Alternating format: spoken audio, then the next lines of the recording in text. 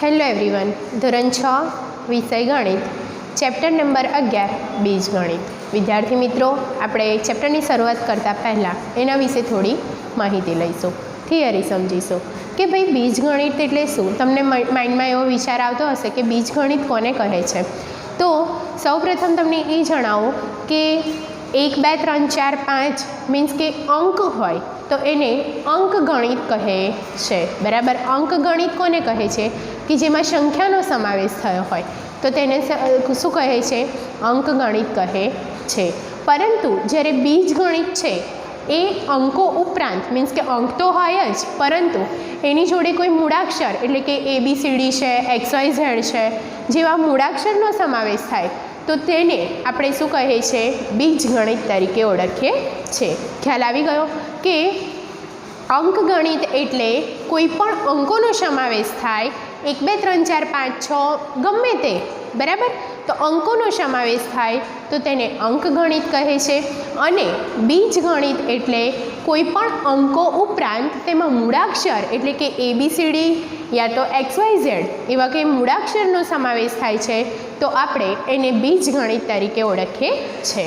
Okay, તો આજે કોઈ કિંમત માટે આપણે ABCD યા તો XYZ છે જેવા સંકેતનો ઉપયોગ કરી શકીએ છીએ. બરાબર, કે કોઈ કિંમત છે એના માટે શેનો આપણે ઉપયોગ કરી શકીએ છીએ? તો ABCD યા તો XYZનો આપણે ઉપયોગ કરી શકીએ છીએ.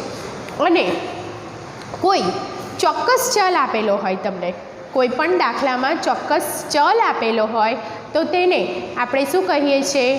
કોઈ પણ સંકેત છે, બરાબર, કે કોઈ ચોક્કસ સંકેત છે તો તેને આપણે ચલ કહેવામાં આવે છે. કે કોઈ પણ સંકેત હોય તો તેને આપણે શું કહેવામાં આવે છે? ચલ કહેવામાં આવે છે. કોઈ પણ હવે આ જ્યારે આપણે બીજગણિત ભણીશું તો એમાં હવે આપણે સ્વાધ્યાય 11.1 જોઈશું. બરાબર, કે દાખલામાં તમને બીજગણિતનો કેવી રીતે ઉપયોગ કરવામાં આવે છે. અંકગણિત એટલે શું? કે અંક દર્શાવેલા હોય તો તેને અંકગણિત કહે છે.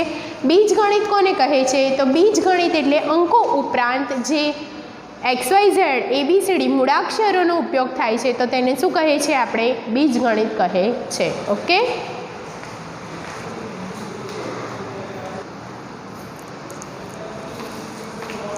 હવે જોઈશું સ્વાધ્યાય 11.1 ક્વેશ્ચન નંબર 1. નીચેની મેચસ્ટિક પેટર્ન બનાવવા માટે કેટલીક દિવાસળીની જરૂર પડશે? તેનો નિયમ શોધો અને નિયમ લખવા ચલનો ઉપયોગ કરો.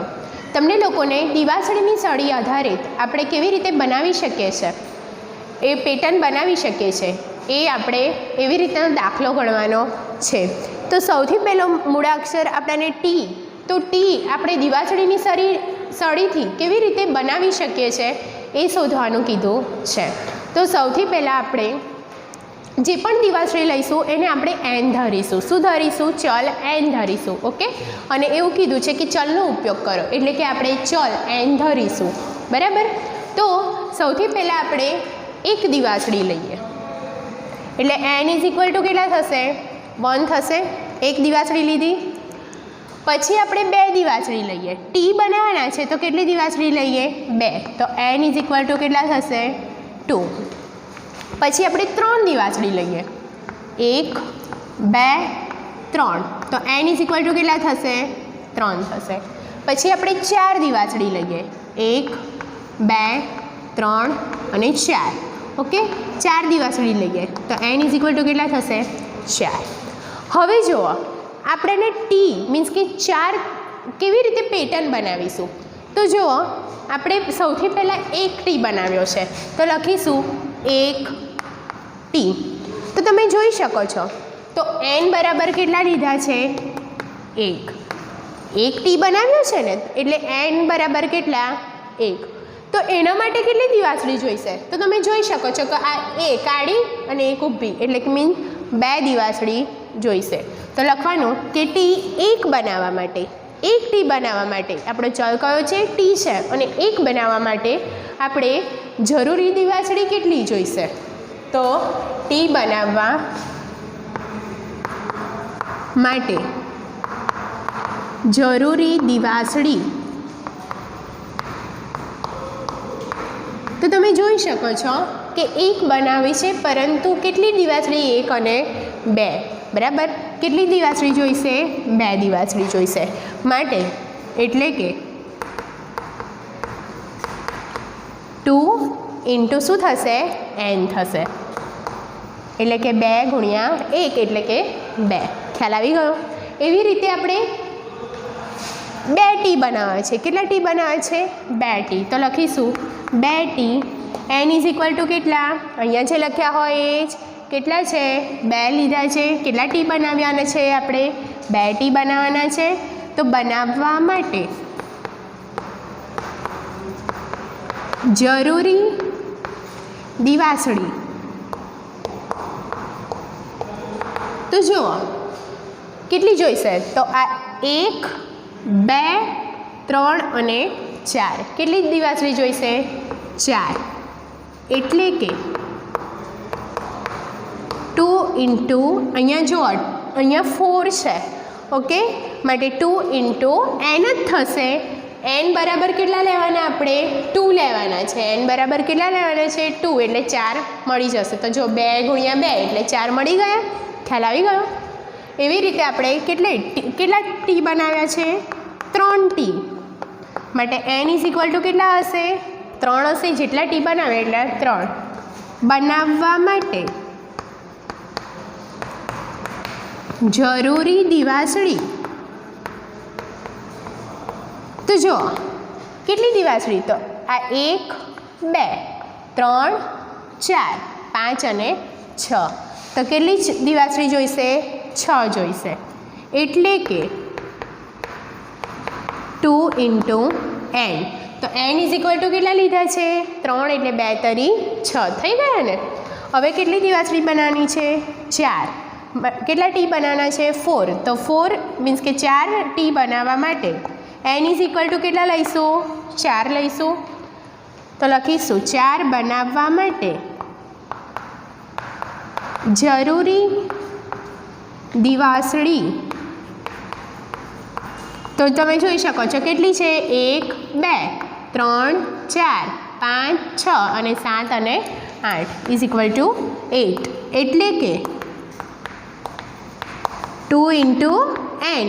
n is equal to 4. એટલે કે 2 ગુણ્યા 4 કરશો એટલે કેટલા આવશે? 8. આ રીતે તમારે પેટર્ન યાદ રાખવાની છે. તો આનો નિયમ કયો થયો? તો લખીશું નિયમ બરાબર. તો તમે જોઈ શકો છો કયો નિયમ છે? 2n. કયો નિયમ છે?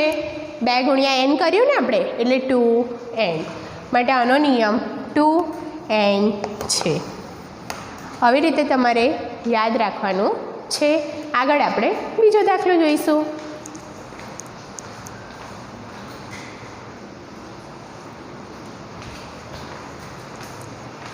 હવે આપણે બી જોઈશું. મૂળાક્ષર z માટે પેટર્ન z. આપણે મૂળાક્ષર z માટે પેટર્ન z માટે કેવી રીતે દિવાસળી જોઈશે? તો તમે જોઈ શકો છો કે z બનાવવા માટે આ એક દિવાસળી હશે, આ બીજી હશે અને આ ત્રીજી હશે. એટલે કે 3 દિવાસળીની જરૂર પડશે. ઓકે. તો આપણે જોઈએ ફરીથી એ જ રીતે કરીશું. તો એક દિવાસળી બનાવવા માટે મીન્સ કે n ઇઝ ઇક્વલ ટુ 1. પછી કેટલા z બનાવવાના? 2z. એટલે n ઇઝ ઇક્વલ ટુ 2. પછી કેટલા z બનાવવાના? 3. એટલે n ઇઝ ઇક્વલ ટુ 3. અને છેલ્લે 4. એટલે z 4 બનાવવાના છે. તો n is equal to 4. Okay. હવે શું કરીશું? તો તમે જોઈ શકો છો કે આગળ જેવું લખ્યું હતું એવું જ હવે લખવાનું છે કે સૌથી પહેલાં કેટલો z બનાવ્યો? તો 1. માટે z ઇઝ ઇક્વલ ટુ કેટલા થશે?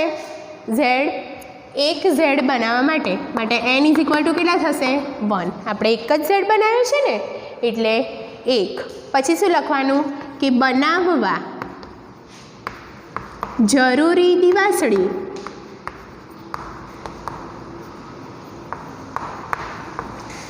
બરાબર કે જરૂરી દિવાસળી બરાબર.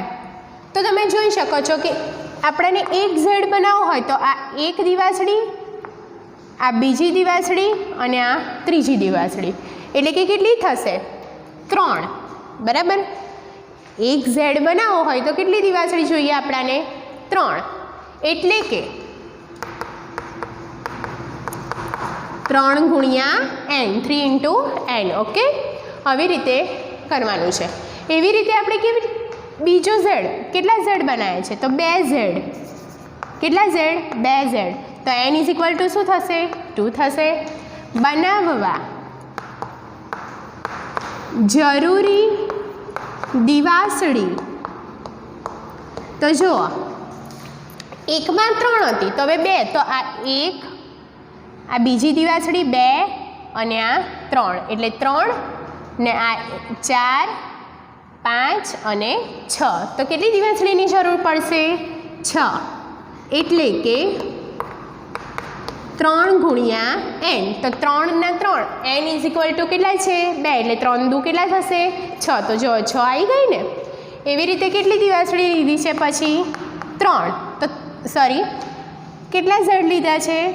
3. એટલે 3 ઝેડ બનાવવા માટે n ઇઝ ઇક્વલ ટુ કેટલા લીધા આપણે? 3 લીધા છે. તો લખવાનું બનાવવા જરૂરી દિવાસળી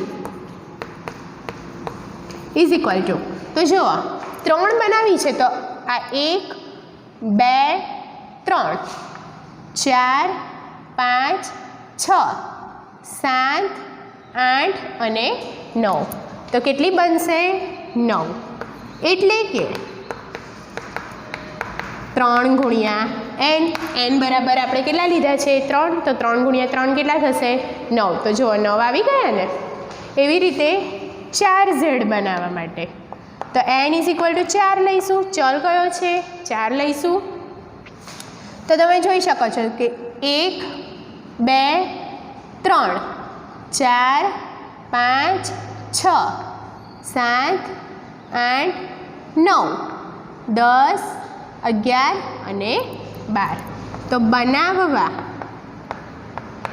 જરૂરી દિવાસળી 12, એટલે કે 3 ગુણ્યા n, 3 ગુણ્યા 4, 3 ચોક 12. આવી રીતે તમારે દાખલો ગણવાનો છે. ઓકે, ખ્યાલ આવી ગયો ને. તો આનો નિયમ કયો થશે? તો તમે અહીંયા જે કેટલી દિવાસળી જોઈશે? 1 બનાવવા માટે 3, એટલે આપણો નિયમ કયો થશે? 3n. બરાબર. તો લખીશું નિયમ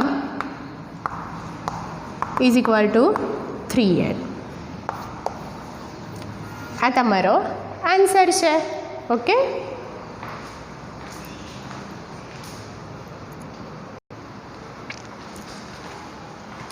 હવે તમારે સીમાં યુ બનાવવાનો છે.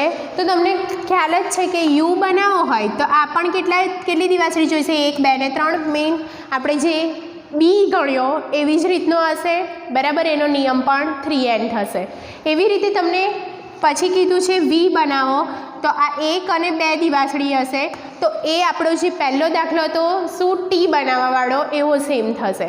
હવે આગળ તમારે ઈ છે તો ઈમાં ઈ વાળું શીખવાડું કે મૂળાક્ષર ઈ માટે પેટર્ન કઈ લેવાની છે તમારે?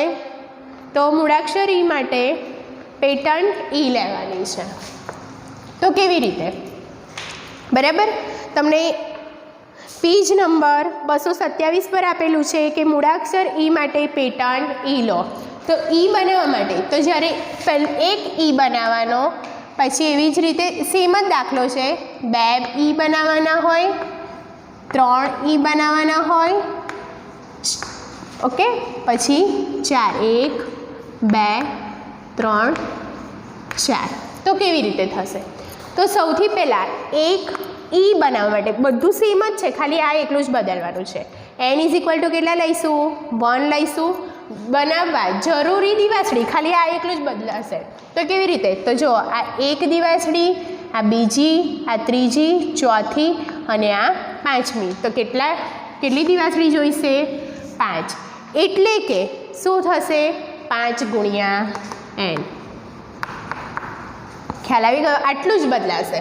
એવી રીતે 2 ઈ બનાવવા માટે તો જુઓ આ 1, 2, 3, 4, 5, 6, 7, 8, 9 અને 10. તો n is equal to 2 means કે 2 e બનાવવા માટે જરૂરી દિવાસળી કેટલી?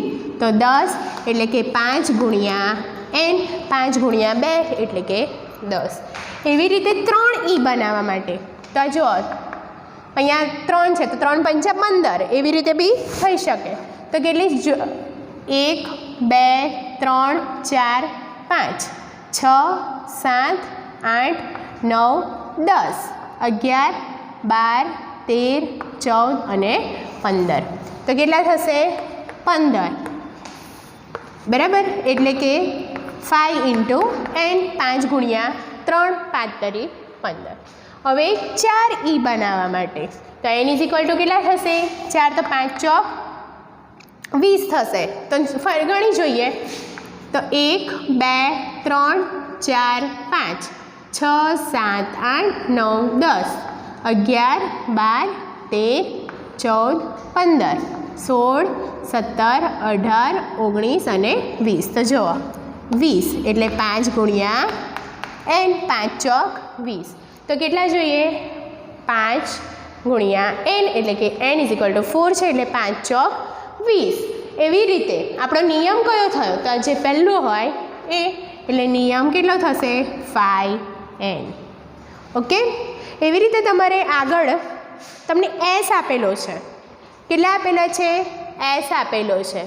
બરાબર, તો એ પણ તમારે જાતે ઘરે પ્રેક્ટિસ કરવાની છે. s અને a આપેલો છે એની પણ આ જ રીતનું છે, એ ઘરે જાતે પ્રેક્ટિસ કરવાની છે. ઓકે,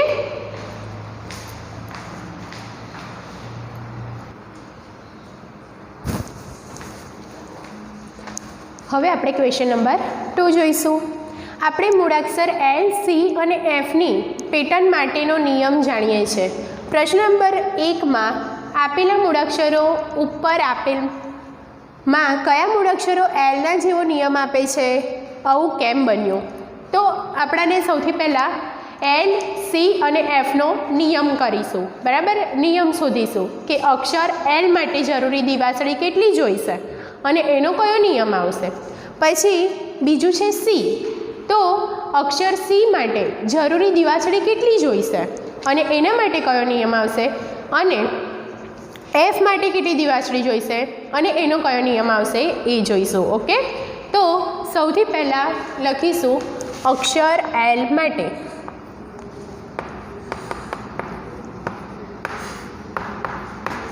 અક્ષર L માટે જરૂરી દિવાસળી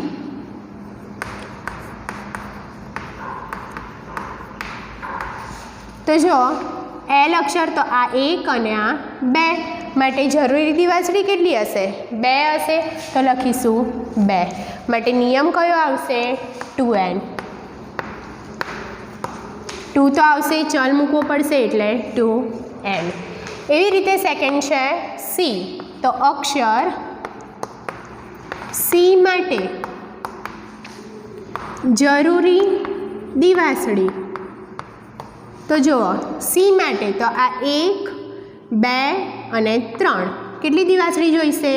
આ 1, 2 અને 3 દિવાસળી. તો દિવાસળી કેટલી? 3 માટે નિયમ કયો આવશે? 3n. કયો આવશે? 3n. ત્રીજું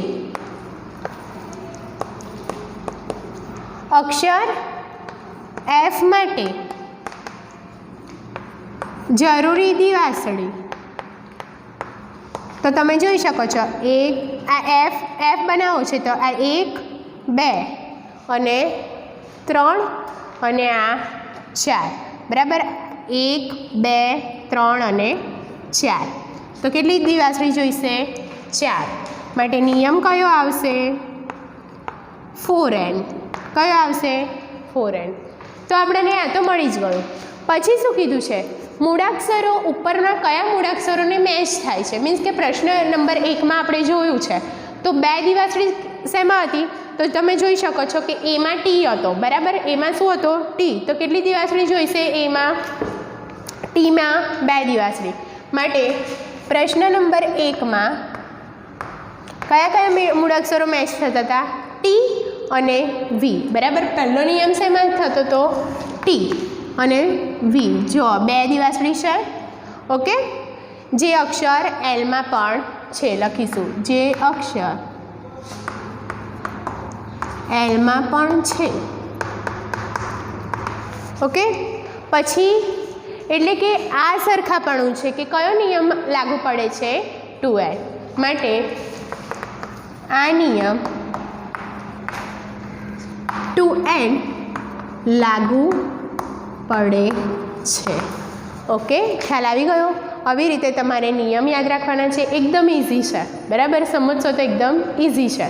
હંમેશા n ચલ તો મૂકવાનો જ. ઓકે, એટલે અને જે જો અને બીજગણિત કહેવાય છે કે કોઈ પણ અંક હોય અને જોડે શું હોય? મૂળાક્ષર. એને શું કહે છે? આપણે બીજગણિત કહે છે. ઓકે,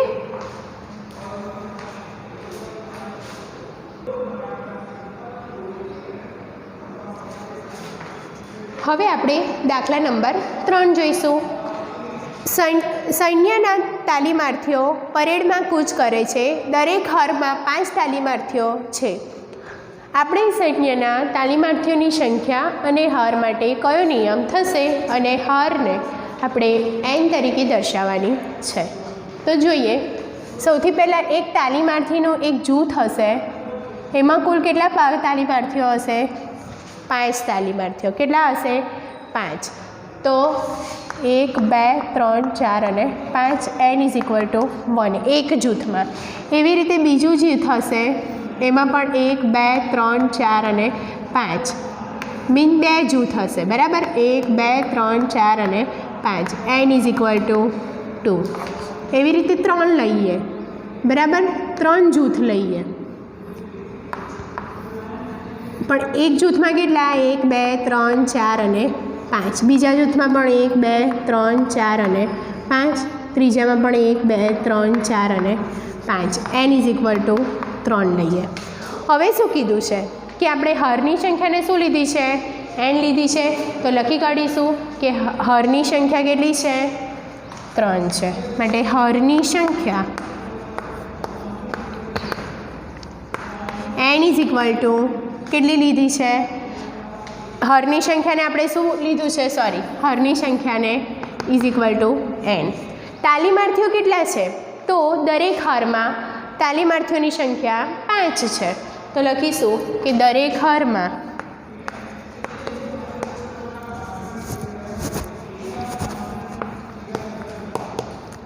તાલીમાર્થી ની સંખ્યા = 5. 5 તાલીમાર્થીઓ છે, બરાબર? હવે શું કરીશું કે જ્યારે એક હાર હોય, સૌથી પહેલાં કેટલી હાર લીધી છે? 1. તો એક હાર હોય તો n = કેટલા થશે? 1. અને તાલીમાર્થીની સંખ્યા કેટલી? આપણે આગળ ગણ્યું ને એવી જ રીતે. તો લખીશું કે જ્યારે એક હાર એટલે શું? n. જ્યારે હાર 1 છે, બરાબર? કે જ્યારે એક હાર છે, n = કેટલા? તો 1 હોય ત્યારે તાલીમાર્થીઓની સંખ્યા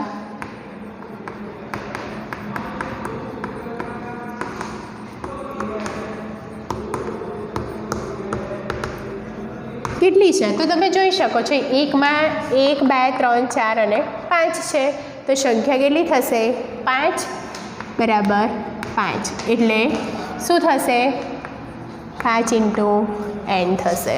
ઓકે, ખ્યાલ આવી ગયો? એવી રીતે જ્યારે 2 હાર છે ત્યારે n = કેટલા? 2 હશે. ત્યારે તાલીમાર્થીઓની સંખ્યા તમે જોઈ શકો છો. આમ બી ખબર પડી જાય કે 1માં 5 હોય તો 2માં 5 નું 10 જ હોય. તો ગણવું હોય તો ગણી કાઢવાનું. 1 2 3 4 5 6 7 8 9 10. તો સંખ્યા કેટલી? 10. એટલે 5 × n. n = 2 લઈએ તો 5 નું 10. પછી આગળ જ્યારે 3 હાર છે, એટલે કે n = 3, ત્યારે તાલીમાર્થીઓની સંખ્યા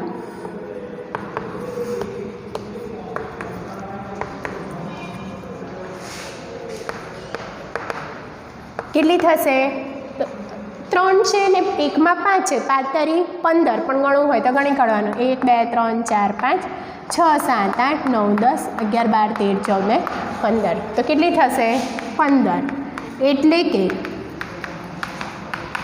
5 × n, 5 × 3 એટલે 15. એટલે આપણે કયો નિયમ હશે? 5n. એનું કીધું છે ને કયો નિયમ હશે? તો નિયમ 5n થશે. ખ્યાલ આવી ગયો કે એક હરમાં 5 છે તો એક જૂથ છે, જૂથ બનાવવાના છે. તો પહેલું જૂથ, અહીંયા 2 જૂથ લીધા, અહીંયા 3 જૂથ બી લીધા. 1માં 5 છે તો 2માં કેટલા હશે? 10 હશે, અને 3માં કેટલા હશે? 15 હશે. આ રીતે તમારે દાખલા ગણવાના છે. ઓકે,